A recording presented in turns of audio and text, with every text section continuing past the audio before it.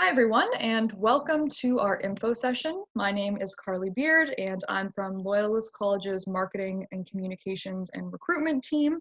Today, I'm joined by Jennifer, a faculty member in our broadcasting radio program. Thank you for being here, Jennifer. Can you tell us about your industry experience? Yeah, so I have just over 14 years of experience working in radio. I started out working in radio in the marketing and public relations department. My background is in marketing. I'm actually not a trained broadcaster, but I went in with marketing and PR experience and worked in Western Ontario for many years, and then moved on to Eastern Ontario, continued my career as promotions and marketing director for a company called Chum Radio, and then moved to another market and stayed with the same company and continued my career in promotions and marketing and on air. I started to develop more of my on-air performance and on-air storytelling background. So I would do both of those jobs. And then after about 9 years of doing that, I got into the programming side of radio, still continuing to do an on-air performing shift Monday through Friday. But the programming aspect is the manager that basically runs everything that you hear on the radio.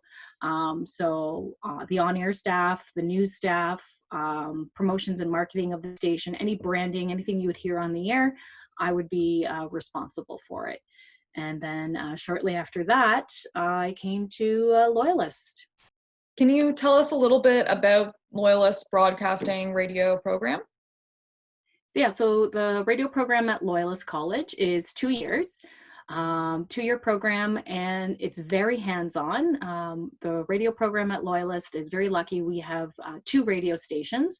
One of them is a licensed CRTC community radio station that serves the entire Quinte region, and our students will also get hands-on experience. We have a streaming station, and it's Hot Hits, and it's streamed online through the Tuned In app, via the website, loyalisthotHits.com. And obviously 91X as well, also streams online at 91x.fm and via Tuned In and a couple other music apps as well. So essentially our students, first year, by week 3, they are in studio getting hands-on training on how to use broadcast technology, software, and hardware. By week 4 of their first year, they are on our streaming station, and it's let's go, let's get on the air, get behind a mic, start to get comfortable. So by week 4, they're doing live on-air shifts on our streaming station. And then by the end of first year, there's a bit of we call it the exchange of the baton, but it's really a microphone. And as the second years prepare to head off for their 4-week placement, which happens on the final 4 weeks of their 4th semester, the first years start to take the reins, and they then move on to our CRTC licensed station, CGLX 91X, and start to run 91X as the second years prepare and leave for their 4-week placement. Amazing. And I think, a really unique aspect of this program is that students work at a real radio station. You mentioned that the first years take over from the second years. Can you tell us a little bit more about, the experience of working at that real radio station for students? We are one of, I think there are 2 or 3 in Ontario that have an actual licensed radio station by the CRTC. Radio is federally regulated. So we have a community license. So we serve the Quinte region. We're a news source of information, whether it's right now during the pandemic. It provides information on what's going on locally in the Quinte, Belleville, Northumberland, all these other different regions where our signal reaches. So our students are very fortunate that they are in a live environment, not a pre-recorded environment. So things happen very organically sometimes when there's a pandemic that's called, when there's any other local news or current affairs thing happening. Sometimes we have to quickly react, change programming, redo what we had already planned to do. So there's some benefits and there's sometimes the students get a little discouraged because we plan for one thing, but in a live environment, that problem solving, that quick thinking, that ability to adapt to change, they really get a good real experience in a live environment. So I think that the advantage for our program is having CGLX, and that really kind of, instead of in a classroom setting, here's what could happen, and doing a lecture of scenarios, they are thrown in and doing a more experiential hands-on. Yeah, I think that experiential knowledge is completely invaluable to students. So I think that's an amazing aspect of the program.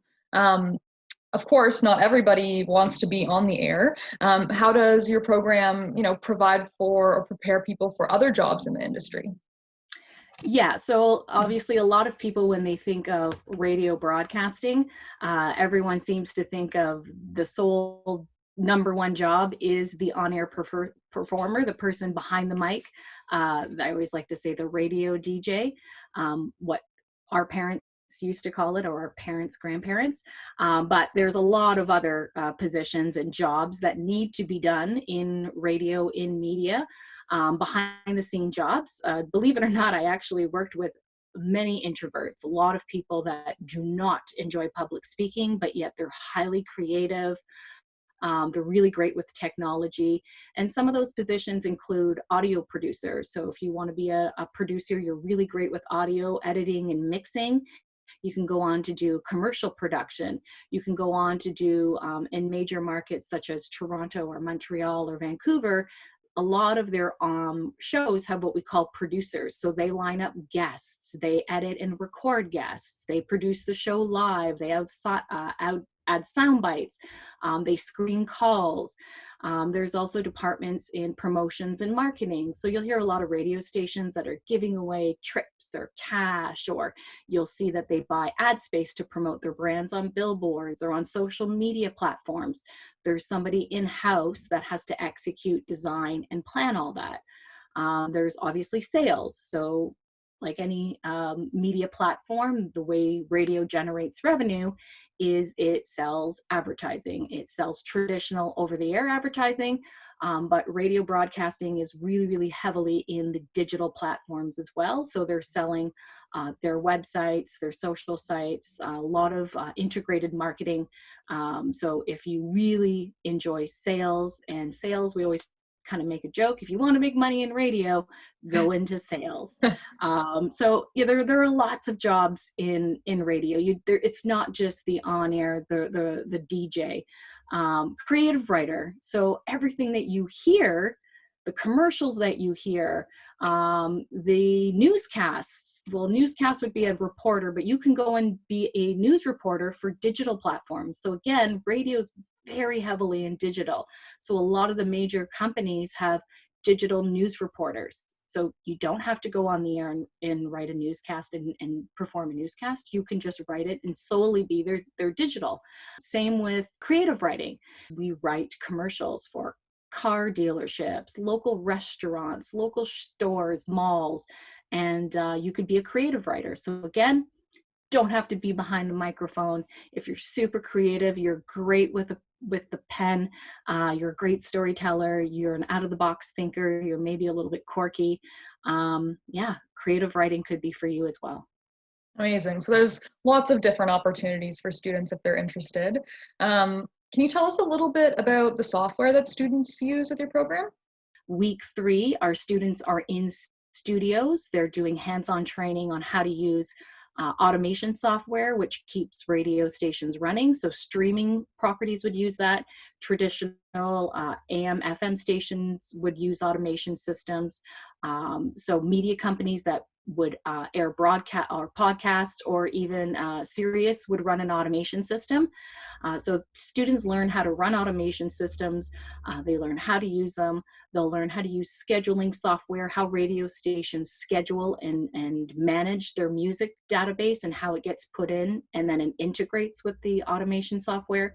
They'll also learn how to use newsroom software, how to get news bites and sound clips, and they write and report news stories into a software called Burley Newsroom, which is really commonly used in the industry.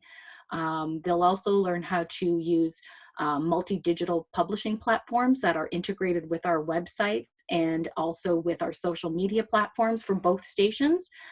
So we teach them how to use one of the softwares we use. The company is called SoCast, Canadian company, and they are heavily used around a lot of Canadian broadcasting companies. They use that for their website and their digital platforms.